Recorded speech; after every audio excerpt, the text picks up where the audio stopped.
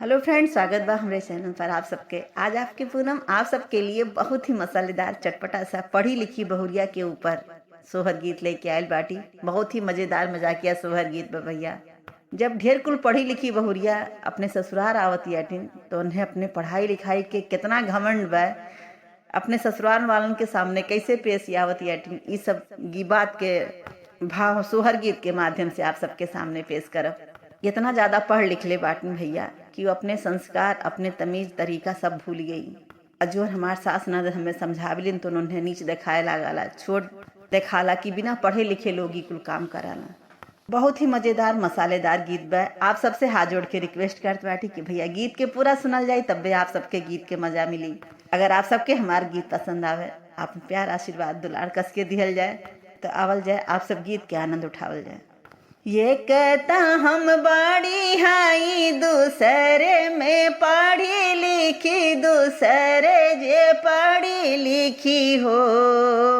ये कहता हम बड़ी हाई दूसरे जे पढ़ी लिखी, दूसरे जे पढ़ी लिखी हो। राजा तीसरे में सैया के दुलारी हाई, कैसे पैया लागी हो।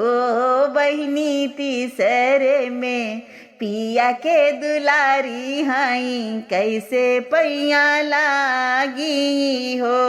अरे एक ता हम बड़ी हाई दूसरे में पढ़ी लिखी, दूसरे जे पढ़ी लिखी हो। बहिनी तीसरे में राजा के दुलारी पैया कैसे लागी, पैया कैसे छुई हो। हे सासू पहुँचते गर्भ जनायो, लड़िकवा हमरे भइल पलंग से कैसे उतरी हो। हे सासू पहुँचते गर्भ जनायो, लड़िकवे हमरे भइल पलंग से कैसे उतरी हो। यतनी बचन जब ससुरु सुनले, बहरे से धाई अइले, बहरे से धाई अइले हो। यतनी बचर जब ससुर सुनले, बहरे से धाई अइले, बहरे से दौड़ के अइले हो। ए बहू धीरे धीरे पाइया जे धर तू पलंगे से उतरी जाती हो। बहू धीरे धीरे पामखी से काऊ तू पलंग से उतरी जाती, लजिया मोर बचाई लेती हो। सासू हमें समझावे लागे, हाथे गोड़े जोड़े लागे, बिनती हमसे करे लागे, बिनती हमसे करे लागे हो।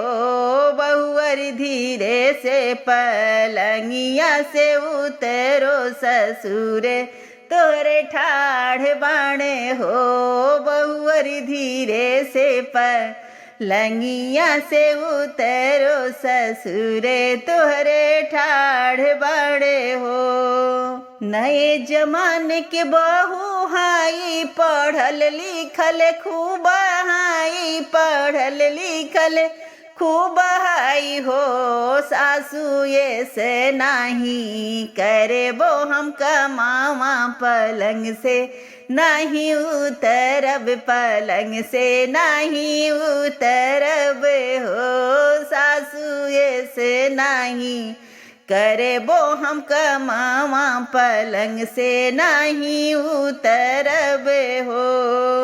बाहर से जठनिया में हाथे गोड़े जोड़े लागे, हमें समझावे लागे, हमें समझावे लागे हो।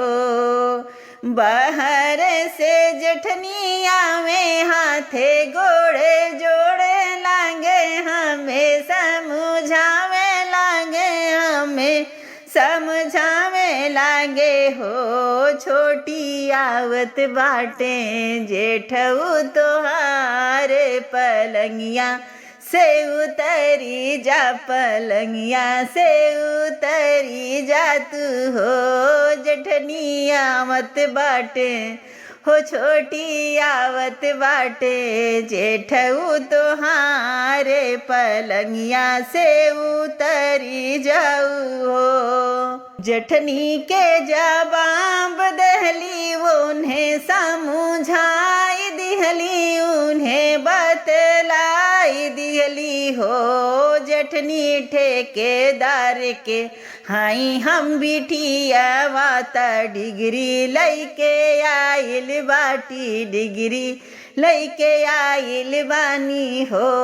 जेठनी ठेकेदार के हाई हम बिटिया वा डिग्रिया लैके आइल बानी हो।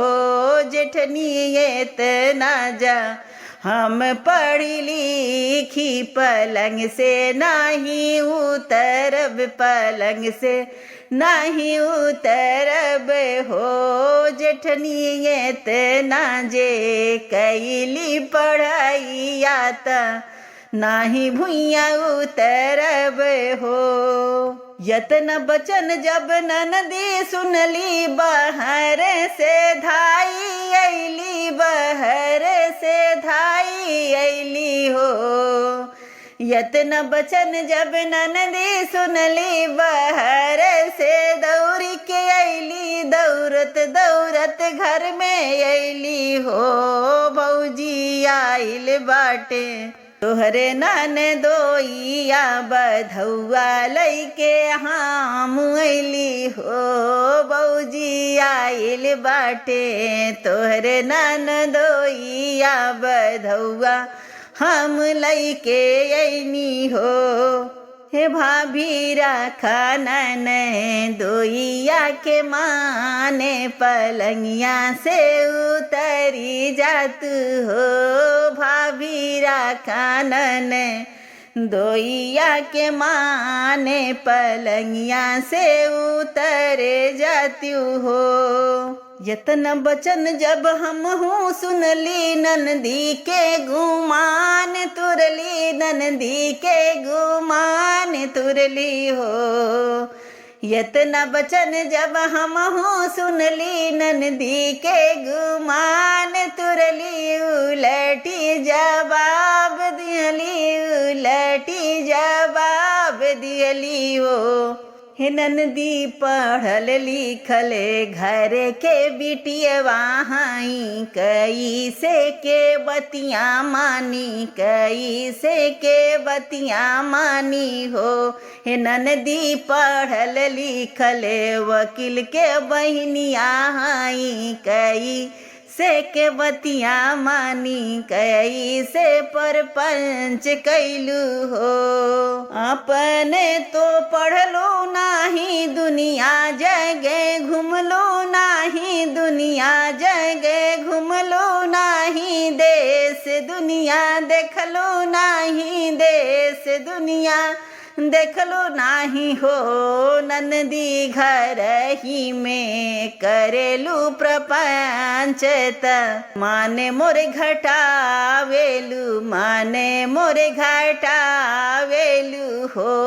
ननदी घर ही में करेलू प्रपंच इज्जत मोरे घटावेलू हो।